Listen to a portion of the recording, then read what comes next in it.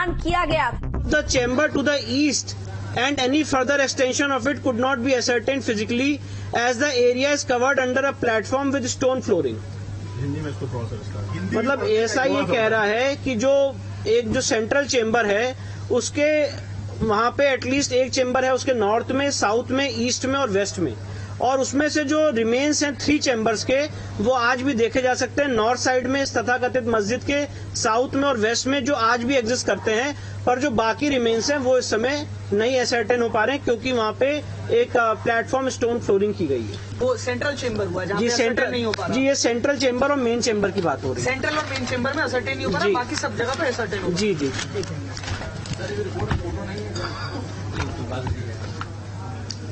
कुछ और भी महत्वपूर्ण बता रहा हूँ। Main entrance to the central chamber of the temple was from the west which was blocked by stone masonry. This entrance was decorated with carvings of animals and birds and ornamental torana. The large arched gateway had another smaller entrance. Figure carved out of the small entrance has been chopped off. A small part of it is visible as most of it is covered with bricks and stones and mortars which were used for block the entrance. फिर इसके बाद western chamber और western wall के बारे में जो SI ने finding दी वो बता रहा हूँ। Eastern half of the western chamber still exists, whereas the superstructure of the western half has been destroyed. This chamber was also connected with the north and south chambers through a corridor accessible from its north and south entrances respectively. Remains of this corridor in the northwest side came to light on removal of garbage and debris. The western wall of the existing structure is the remaining part of a pre-existing Hindu temple. ये बहुत महत्वपूर्ण finding है ASI की। ASI ने कहा है कि जो पश्चिमी दीवार है इस तथाकथित मस्जिद की ये पार्ट है एक प्री एग्जिस्टिंग हिंदू मंदिर का। मतलब एएसआई ये कह रहा है कि जो पश्चिमी दीवार है ये पश्चिमी दीवार एक हिंदू मंदिर का पार्ट है। This wall made of stones and decorated with horizontal moldings is formed by remaining part of western chamber, western projections of the central chamber and western walls of the 2 chambers on its north and south. Central chamber attached to the wall exists unchanged, whereas modifications have been made to both the side chambers. All these chambers had an opening in all 4 directions. Decorated arc entrance of central, north and south chambers towards west have been blocked. तो ऐसा ही उसका प्रारूप बता रहे कि कैसे कैसे यहाँ पे एक प्री एग्जिस्टिंग हिंदू मंदिर हुआ करता था। इसके बाद पिलर्स पे जो एएसआई की फाइंडिंग मैं वो बता रहा हूँ। The pillars and plasters used in the existing structure were studied systematically and scientifically for the enlargement of the mosque and constructing sahan parts of pre existing temple including pillars and pilasters were reused with little modifications। मतलब ऐसा ये कह रहा है कि जो इसमें खंबे लगे हुए हैं वो खंबे हिंदू मंदिर के थे और उसी को रीयूज किया गया। माइन्यूट नहीं, ये खंबे की बात हो रही है। पश्चिमी दीवार की फाइंडिंग खत्म हो गई है। अब जो मंदिर की थी पश्चिमी दीवार की फाइंडिंग खत्म हो गई है। अब जो नेक्स्ट फाइंडिंग है खंबे की फाइंडिंग है। जो पिलर्स जो खंबे मिले हैं वहाँ पे व्यास जी के तहखाने में और जो जितने तहखाने वहाँ पे जितने खंबे मिले हैं उस खंबे पे एसआई की क्या फाइंडिंग मैं वो बता रहा हूँ और दोबारा पढ़ के सुना रहा हूँ। The pillars and pilasters used in the existing structure were studied systematically and scientifically for the enlargement of the mosque and constructing sahan. Parts of pre-existing temple, including pillars and pilasters, were reused with little modification. मतलब जो हिंदू मंदिर के खंबे थे उनको दोबारा इस्तेमाल किया गया कुछ मॉडिफिकेशन करके। Minute study of pillars and pilasters in corridor suggests that they were originally part of pre-existing Hindu temple. For their reuse in the existing structure, Vyala figures carved on either side of lotus medallion were mutilated, and after removing the stone mass from the corners, that space was decorated with floral design. This observation is supported by 2 similar pilasters still existing on the north and southern wall of the western chamber in their original place. मतलब ऐसा ये कह रहा है कि उन pillars में जो क्राविंग्स थी उसको भी डिस्ट्रॉय किया गया है और उसी को एक हिंदू मंदिर के जो खंबे थे उसको दोबारा रीयूज किया गया है। अब इसके बाद आगे की फाइंडिंग पे आ रहे हैं। एएसआई ने जो फाइंडिंग दी है इंस्क्रिप्शन पे, एक वहां पे इंस्क्रिप्शन मिला था, उस पे एएसआई की जो फाइंडिंग है वो बता रहा हूँ। During the survey a number of inscriptions were noticed on the existing and pre-existing structure. A total of 34 inscriptions were recorded during the present survey and 32 stampages were taken. These are in fact inscriptions on the stone of pre-existing Hindu temple which have been reused during the construction repair of the existing structure. मतलब ऐसा ये कह रहा है कि वहाँ पे जो इंस्क्रिप्शंस मिले हैं उसमें से 32 ऐसी जगहें हैं और टोटल 34 ऐसे इंस्क्रिप्शन हैं जो प्री एग्जिस्टिंग हिंदू टेम्पल के थे। They include inscriptions in the Devanagari, Grantha, Telugu and Kannada scripts. Reuse of earlier inscriptions in the structure suggests that the earlier structure were destroyed and their parts were reused in the construction repair of the existing structure. मतलब जो पहले हिंदू मंदिर था उसी के inscriptions को use करके, इस्तेमाल करके ये तथाकथित मस्जिद बनाने का काम किया गया। कौन सा लैंग्वेज?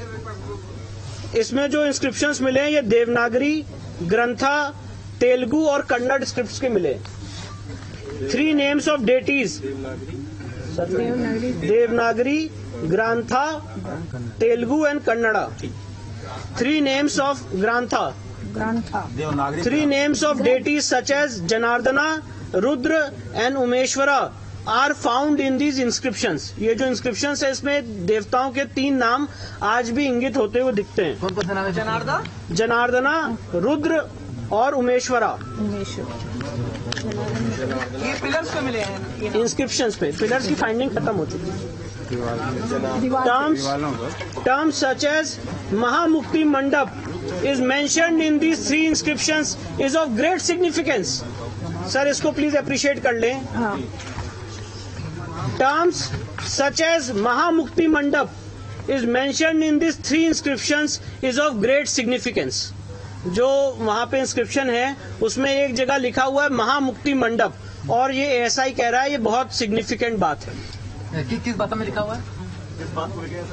जो वहाँ पे इंस्क्रिप्शन मिला है इस तथाकथित मस्जिद में, उसमें वन ऑफ द इंस्क्रिप्शंस में लिखा हुआ है महामुक्ति मंडप, तो ऐसा ही कह रहा है, बहुत सिग्निफिकेंट बात है। इंस्क्रिप्शंस ऑन लूज स्टोन, अब जो पत्थर हैं, जो ऐसे लूज पत्थर हैं, उस पे जो कार्विंग्स और इंस्क्रिप्शंस है उसके बारे में एएसआई अपनी फाइंडिंग दे रहा है, जो मैं आपको पढ़ के सुना रहा हूँ।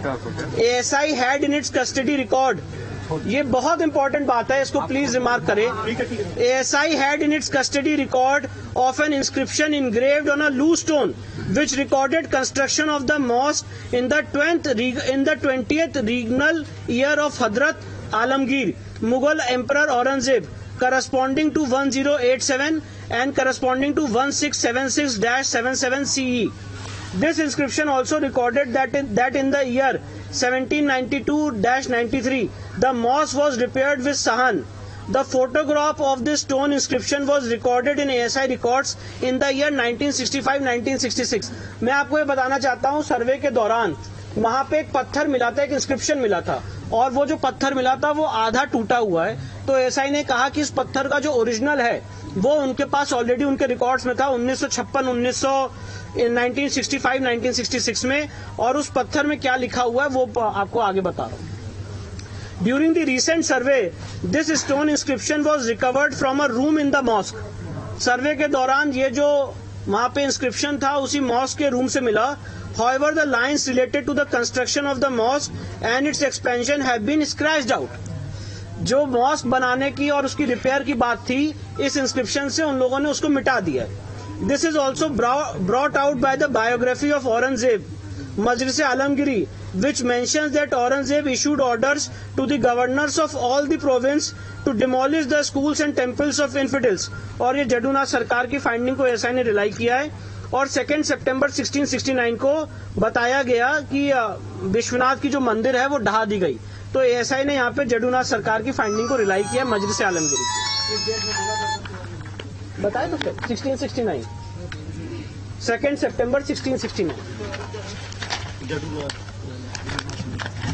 इसके बाद मंदिर तोड़ने की डेट है सर ये जी। इसके बाद sculptural remains in the cellars, a series of cellars अब जो तहखाने हैं उसमें जो चीजें मिली उसके बारे में एसआई फाइंडिंग दे रहा है.